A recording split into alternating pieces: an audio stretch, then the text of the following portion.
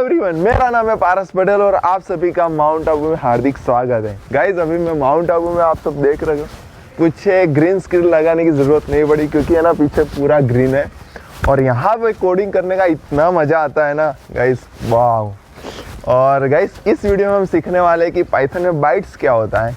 और गाइज तो चलिए देखते हैं। और यहाँ पे इतनी मस्त है ना ग्रीनरी, मैं वहाँ पे जाके कोडिंग करूँगा, लैपटॉप लेके जाने वाला हूँ और वहाँ पे कोडिंग करूँगा और बहुत ही मज़ा आएगा।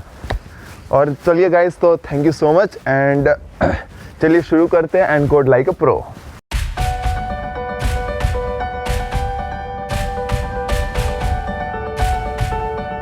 गाइस पिछली वीडियो में हमने देखा था कि स्ट्रिंग डेटा टाइप क्या होता है, इस वीडियो में हम देखेंगे कि बाइट्स क्या होता है। तो चलिए देखते हैं। तो guys the byte is an immutable type in Python. अब इम्यूटेबल का मीनिंग क्या होता है, तो पिछली वीडियो में मैंने बताया था कि जो चेंज नहीं हो सकता। अब आपने एक बार बाइट का ऑब्जेक्ट बना दिया, फिर आप उसको चेंज नहीं कर सकते, आपको दूसरा नया बनाना पड़ेगा। ठीक है, अब एक एग्जांपल करेंगे तो आपको समझ में आने वाला है। It can store a sequence of bytes each 8 bits ranging from 0 to 255। अब इसका मीनिंग क्या है गाइस, एक चीज बता देता हूं कि कंप्यूटर में जो डेटा स्टोर होता है ना, उसका स्मॉलेस्ट यूनिट है binary.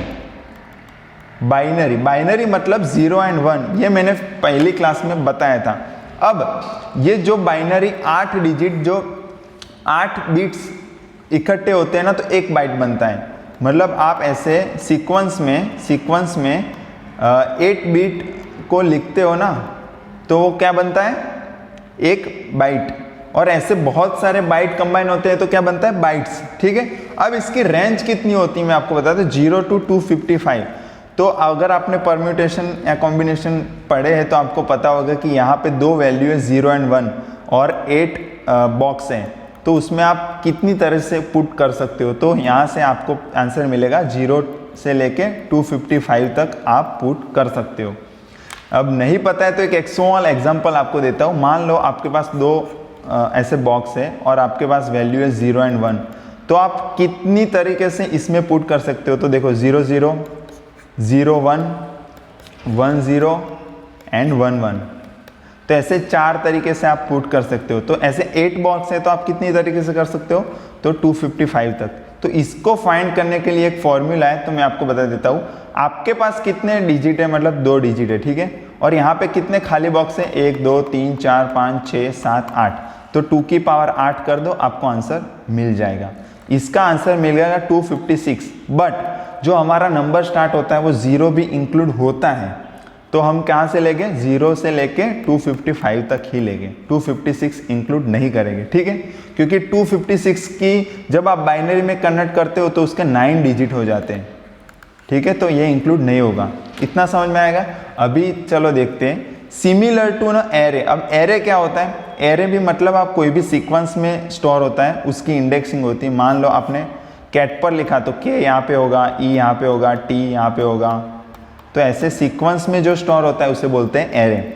And we can fetch the value of single byte by using the index. देखो इंडेक्स से हम पता लगा सकते हैं बाइट्स के बारे में कि पहली पोजीशन पे कौन सा बाइट होगा, दूसरे पे कौन सा होगा। ठीक है, but we can not modify the value. ये करके देखते हैं तो आपको ज्यादा समझ में आएगा। गाइज अब एक बाइट्स का ऑब्जेक्ट बनाते हैं और देखते हैं कि उसको चेंज किया जा सकता है, नहीं किया जा सकता है। तो चलिए देखते हैं। मान लो यहाँ पे मैं बाइट्स का ऑब्जेक्ट बनाता हूँ। अब इसको बनाने के लिए आपको पहले बी लिखना है और फिर स्ट्रिंग जैसे लिखते थे वैसे ही कोट्स में हम लिखते हैं, मान लो कोडिंग। अब आप देखना एस का आया। अब हमने देखा था कि बाइट्स कैसे स्टोर होते हैं, एरे में। एरे जैसे सीक्वेंस में स्टोर होता है, उसकी इंडेक्सिंग होती है। तो मान लो यहाँ पे मैं x0 लिखता हूँ तो क्या आएगा, 99। अब आप बोलोगे सर ये 99 क्या है, तो मैं आपको दिखा देता हूँ। यहाँ पे ASCII टेबल में खोल रहा हूँ और आपको एक चीज़ दिखाता हूँ। देखो यहाँ पे 99 सर्च करो, देखो 99 पे C है, तो C का इसने क्या कन्वर्ट कर दिया, 99। और अभी एक और चीज़ दिखा दूँ, मान लो 1 करते हैं तो O आया, तो O का इसने क्या कर दिया, 1 1 1। तो ये क्या है, ये किस में स्टोर हुआ है, सारा बाइट्स में। ठीक है, अब गाइज यहाँ पे हम चेंज करने की कोशिश करते हैं। मान लो 0 पे मुझे C की जगह मान लो A करना है। देखो bytes object does not support item as a assignment. क्यों, क्योंकि ये बाइट्स क्या है, इम्यूटेबल ऑब्जेक्ट है, जैसे हमने स्ट्रिंग में देखा था वैसे ही सेम चीज। ठीक है, तो समझ में आ गया इतना। तो गाइज अब एक एग्जांपल लेके समझते हैं कि बाइट्स क्या होता है, तो आपको ज्यादा समझ में आएगा। अभी मैं ना एक वेरिएबल बना रहा हूँ और बाइट्स लिख रहा हूँ और एम्प्टी एरे क्रिएट कर रहा हूँ। मान लो फॉर लिखा मैंने और एक्स प्रिंट कर रहा हूँ, तो देखो यहाँ पे फॉर बाइट्स का एक ऑब्जेक्ट क्रिएट हो गया है। ठीक है, अब आप बोलोगे सर ये बी क्या लिखा है, स्लैश एक्स क्या लिखा है, तो मैं आपको समझाता हूँ। बी का मीनिंग होता है बाइट्स और स्लैश एक्स मीनिंग होता है हेक्साडेसिमल। ये जो बाइट्स होता है ना वो हेक्साडेसिमल में रिप्रेजेंट होता है। ठीक है, इतना समझ में आ गया। अब एक और एग्जांपल लेके आपको समझाऊंगा तो ज़्यादा समझ में आएगा।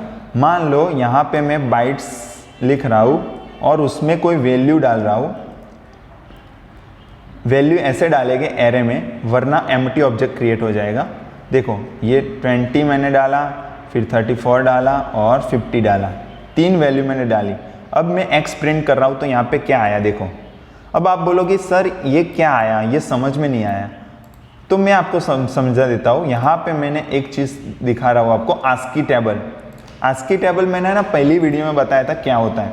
देखो यहाँ पे एक डेसिमल नंबर होता है और इसका कैरेक्टर होता है। अब आप देखो 20 देखो और उसका कैरेक्टर देखो, DC4 डिवाइस कंट्रोल। अब यहाँ पे DC4 लिखा होगा तो बड़ा हो जाता, ये बाइट्स में जो दिखा है रिप्रेजेंट वो बड़ा हो जाता है। इसीलिए इसने क्या किया, हेक्साडेसिमल का यूज़ किया। और यहाँ पे आप हेक्साडेसिमल की वैल्यू देखोगे 14, तो क्या आ गया 20। अब देखो 34 की वैल्यू क्या है, यहाँ पे 34 का है कॉट्स, तो इसने कॉट्स डाल दिया। और 50 की वैल्यू क्या है, 50 की इसने कन्वर्ट कर दिया कैरेक्टर 2, तो एकदम शॉर्ट फॉर्म हो गया। अब आप बोलोगे सर यहाँ पे हेक्साडेसिमल क्यों यूज हुआ, तो अभी मैं आपको समझा देता हूँ कि यहाँ पे बाइनरी क्यों यूज नहीं हुआ, क्योंकि बाइट्स का तो 8 डिजिट होता है ना, तो उसको बाइनरी में क्यों रिप्रेजेंट नहीं किया, क्योंकि स्पेस बचाने के लिए। देखो यहाँ पे स्पेस कितनी बच गई, तो देखो यहाँ पे ये दोनों नंबर को भी इसने हेक्साडेसिमल से रिप्रेजेंट नहीं किया। जो ऐसे नंबर होते हैं कि जिसके कैरेक्टर नहीं है इसमें आस्की टेबल में, उसी को ये हेक्साडेसिमल में रिप्रेजेंट करता है। बाकी सारे को यहाँ पे कैर्स जो यहाँ पे लिखे हैं ना, वो सबसे रिप्रेजेंट कर देता है। इतना समझ में आ गया आपको। चलो अब एक और एग्जांपल देखते हैं।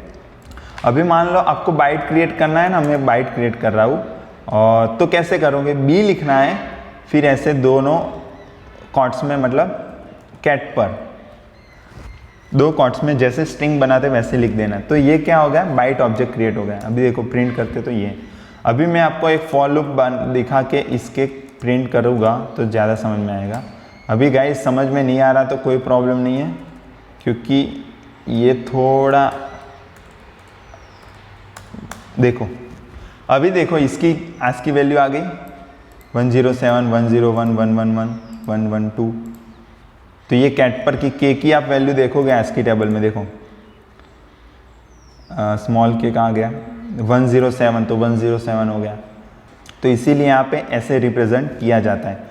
अब मान लो आप बोलोगे सर बाइट्स में 256 से अपर बनाएंगे तो नहीं चलेगा, तो नहीं चलेगा। यहाँ पे मान लो 256 लिख रहे हो आप, देखना एरर आ गई, bytes must be in range of 0 to 256, मतलब उसके अंदर होना चाहिए। इतना समझ में आया आपको। चलो देखते हैं नेक्स्ट। अब गाइस देखते हैं कि different between byte and the string. अब byte object contain a sequence of bytes, sequence of bytes होते हैं बाइट में, बट स्ट्रिंग में क्या होता है, सीक्वेंस ऑफ कैरेक्टर। सिंपल है। The bytes are machine readable object where string are just human readable.